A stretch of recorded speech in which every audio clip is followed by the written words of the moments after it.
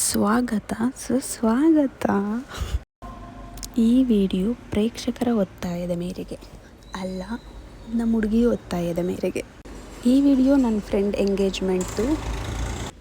ಇವಳು ಬಂದು ನನ್ನ ರೂಮ್ಮೇಟ್ ಪಿ ಜಿಯಲ್ಲಿ. ಅವಳದು ಎಂಗೇಜ್ಮೆಂಟ್ ಇದ್ದಿದ್ದು ಮೇ 11 ಸಂಡೇ. ಹುಡುಗನ ಮನೆಯವ್ರಿಗೆ 12 ಗಂಟೆಗೆ ಬರೋಕ್ಕೆ ಹೇಳಿದ್ರು. ಆದರೆ ಖಂಡಿತವಾಗ್ಲೂ ಯಾರು ಹೇಳಿದ ಟೈಮಿಗೆ ಬರೋಲ್ಲ ಅಲ್ವಾ, ಇವರು ಬರಲಿಲ್ಲ. ನಮ್ಮ ಹುಡುಗಿ ನೋಡಿ ಹೆಂಗೆ ಸುಸ್ತಾಗಿದ್ದಾಳೆ ಕಾದು. ನನ್ನನ್ನು ಅವಳು ಎಂಗೇಜ್ಮೆಂಟಿಗೆ ಯಾಕೆ ಕರೆದ್ಲು ಅಂತ ನಿಮ್ಗೇನಾದರೂ ಗೊತ್ತಾ? ಯಾಕೆ ಅಂದರೆ ವೀಡಿಯೋ ಮಾಡೋಕ್ಕೆ. ನಾನು ಒಳಗಡೆ ಅವಳ ಜೊತೆ ಇದ್ದರೆ ಹೋಗು ಆಚೆ, ಅವ್ರು ಬಂದುಬಿಡ್ತಾರೆ ವೀಡಿಯೋ ಮಾಡ್ಕೊ ಅಂತ ಆಚೆ ಕಳಿಸಿ. ಕೊನೆಗೂ ಎಲ್ಲರೂ ಬಂದರು. ಒಂದಷ್ಟು ಜನ ಮನೆ ಒಳಗೆ ಬಂದು ಕೂತಿದ್ದಾರೆ, ಒಂದಷ್ಟು ಜನ ದೇವಸ್ಥಾನಕ್ಕೆ ಹೋಗಿದ್ದಾರೆ ಪೂಜೆ ಮಾಡಿಸ್ಕೊಂಬರೋಕ್ಕೆ ಅಂತ ಹೇಳಿ. ನೋಡಲ್ಲ ನಿಮ್ಮ ಮಾವನ್ನ.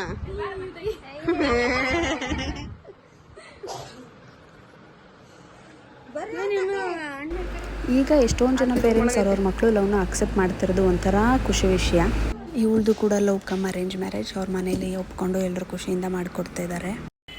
ಅವರೆಲ್ಲ ಬಂದು ರೆಡಿ ಮಾಡಿಕೊಂಡು ಎಲ್ಲ ಫಂಕ್ಷನ್ ಶುರು ಆಗೋಷ್ಟರಲ್ಲಿ ನಮಗಂತೂ ಹೊಟ್ಟೆ ಹಸ್ತೋಗಿತ್ತು. ಅದೇ ಟೈಮಿಗೆ ಕರೆಕ್ಟಾಗಿ ಬಂದಿದ್ದ ಗೆಸ್ಟ್ಗೆ ಅಂತ ಮಂಡಕ್ಕಿ ಮಾಡಿದರು, ನಮಗೂ ಕೊಟ್ಟರು. ಹಾಗೆ ಚೆನ್ನಾಗಿ ಬಾರಿಸ್ಕೊಂಡು ಆಮೇಲೆ ಫಂಕ್ಷನ್ ಶುರು ಮಾಡಿದ್ರು.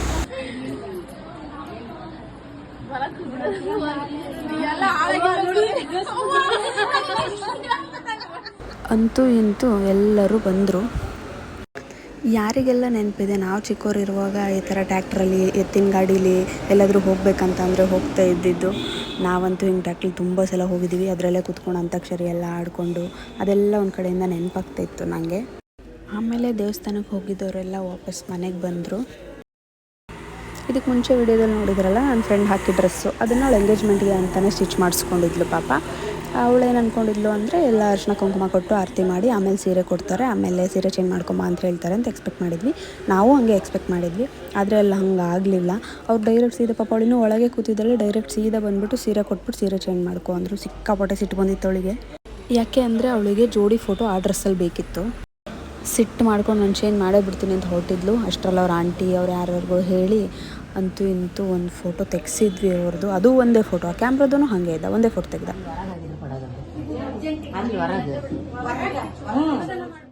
ಈ ವಿಡಿಯೋದಲ್ಲಿ ಕಾಣ್ತಾ ಇದ್ದಾರಲ್ಲ, ಆ ಸ್ವಾಮೀಜಿ ಹೋಗಿಬಿಡ್ತಾರೆ ಅಂತೇಳಿ ನಮ್ಮ ಹುಡುಗಿನ ಆಶೀರ್ವಾದ ತಗೋ ಆಮೇಲೆ ರೆಡಿ ಆಗುವಂತೆ ಅಂತ ಹೇಳಿದರು. ಆಮೇಲೆ ನೋಡಿದ್ರೆ ಅವಳಿಗೆ ರೆಡಿ ಆಗೋಕ್ಕೂ ಕಳಿಸ್ಲಿಲ್ಲ. ಪಾಪ ಹೆಂಗೆ ಬೇಕಂಗೆ ಸೀರೆ ಉಡಿಸಿ ಕಳಿಸಿದ್ವಿ, ಅವ್ರ ಹತ್ರ ಆಶೀರ್ವಾದ ತೊಗೊಂಡು ಬರ್ತಾಳೆ ಅಂತ. ಒಳಗೆ ಬರ್ತಾಳೆ ಅಂತ ನಾವು ಕಾಯ್ತಿದ್ದೀವಿ. ಆದರೆ ಆಚೆ ಏನೇನೆಲ್ಲ ಮಾಡಿಬಿಟ್ರು ನೋಡಿ. ಹಾರ ಎಕ್ಸ್ಚೇಂಜ್ ಮಾಡಿಸಿದ್ರು.